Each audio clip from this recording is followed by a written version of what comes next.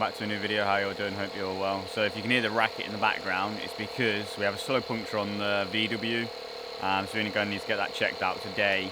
Yeah, so it's down there charging, down there getting pumped up. Hopefully that pumps it up enough, and then we're going to ring up some garages and see if we can get it in. It's just a slow puncture, that's it. So we're going to wait for this to pump up, and then we're going to ring up some garages. Alright, so this pump only goes up to 45 psi, and these need to be around 49, so something like that. So we're going to get the foot pump and pump the rest of it up with a bit of leg power.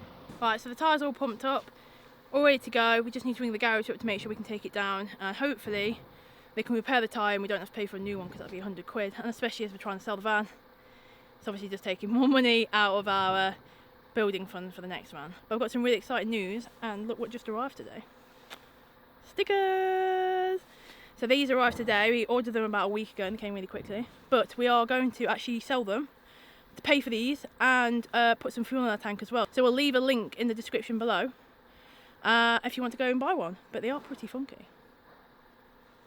Right, so now we've done all that, what we are going to do is go and quickly take the battery off the new van, because it needs charging up, obviously, because it went flat yesterday.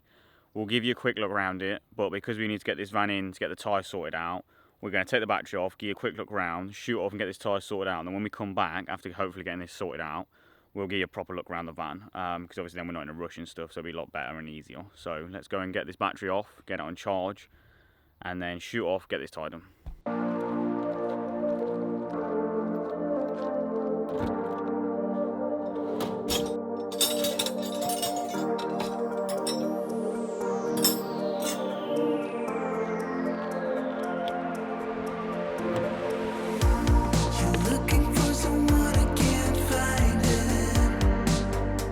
Alright, so what we're going to do, now we've got it obviously open and we can access it, I'm actually going to multimeter test it and just kind of see what voltage is actually in the battery, just to make sure the battery is dead and it's nothing else. I'm pretty sure it is that, because no light's coming on and stuff, but it's always best to double check. So that'll take 2 seconds, quickly test it.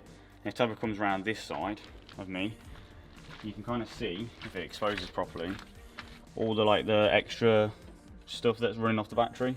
And all this stuff that's cut here, I'm pretty sure that's just for the beacons that was on the roof that they've taken off. It's up to us. I don't know what to do to make it right, to follow through. Alright, so now we've got the battery out. A bit more of a pain, to be fair. I had to take the air box out as well to get to it, or to get it out. But at least that's out, and now it's charging. It's going to be charging for a while because it's a big battery. But now we're going to shoot off and get this tyre checked down. Hopefully they can just puncture repair it, because it'll be nice, quick and easy, and it'll be cheaper than buying a whole new tyre. But we won't know that until they've checked it out, so let's go and head to the tyre on.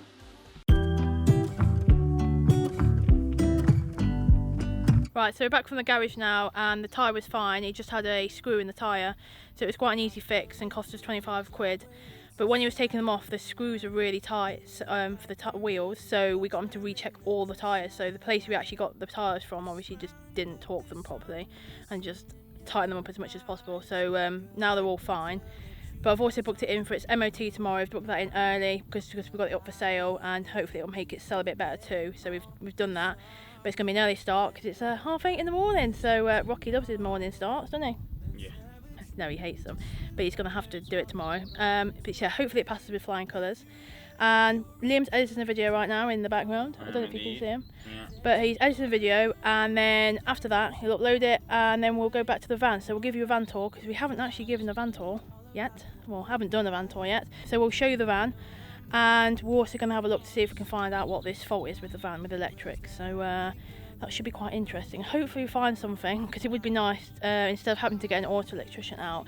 Luckily Liam's friend knows a bit about electric, so maybe we can contact him, get him to come out, but hopefully it's not too bad. But anyway, I'm going to go and get some washing out. Liam's going to edit a video, and we'll see you at the van in a few. Right, so we have left it a bit late, and it's getting dark now, but I do have my trusted light. And what we're going to do is we'll flip the camera around. I'll obviously use the camera and use the light, and Tabitha can show you around the van. But why is it a bit late? Yeah, because we literally charge the battery, and it takes forever to charge the battery. And then we've been doing other stuff, to be honest. Yeah. And then we put the battery in, and Liam's just been doing electrical tests to see if he can find something. Yeah. Which he might have. I think it's like a switch that's in the dash, because there used to be lights on the roof. Yeah. So we're hoping it's that. So we switched it off. We'll come back in a couple of hours and see if she'll start. Yeah, hopefully it's that switch and then there's no other electrical faults. That's kind of what we're hoping for. But let me flip the camera around and we'll take you around the van. Right, so this is a van. It's an Iveco Daily 2011. It's only got 123,000 miles on the clock, so it was something that was low, which was really good.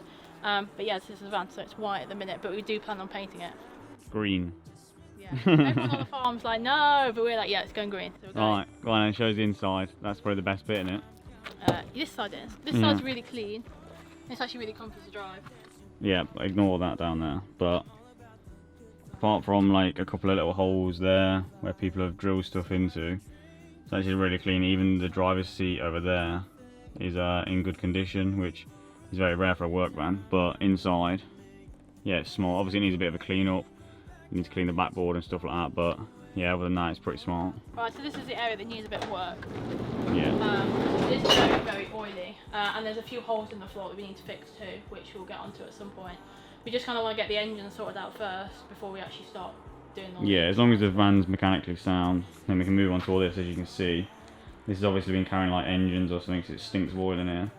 And that up there is where the light was fitted. Up there, so that's what we think the problem was. But again, it's not that bad condition. There's a few holes in the floor which you probably can't see if I can find one there. So there's a few of them dotted about that go all the way through, but I'm just gonna like put a rubber grommet in them, obviously when like the wood's out of the way and the metal. Put a rubber grommet, then put some sealant over the top of that, and then just paint over the top of it, and that should obviously seal it all. Yeah, I'm looking forward to actually seeing what it's like under here, because you never know, because it looks shit on the floor right now, but hopefully it looks alright underneath. And it's had these boxes kept in, which is always good because it means the wheel arches won't be so battered. But yeah, and you can stand up in it. Yes, look. You've got loads of room. I know. I've still got loads of room. It's better than the Boxer for height. Yeah, for sure. It's just very high to step into it. Yeah, look.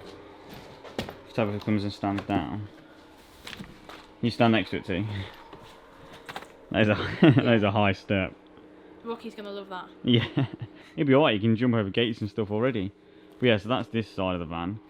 There's literally, it's clean, and then around the back, again, it's just clean. Like obviously these, what we'll do with them is just take them off, probably sand them down, spray them like rust kill them, and spray them back up. And obviously we are going to paint the whole van green anyway, so that will help out a lot.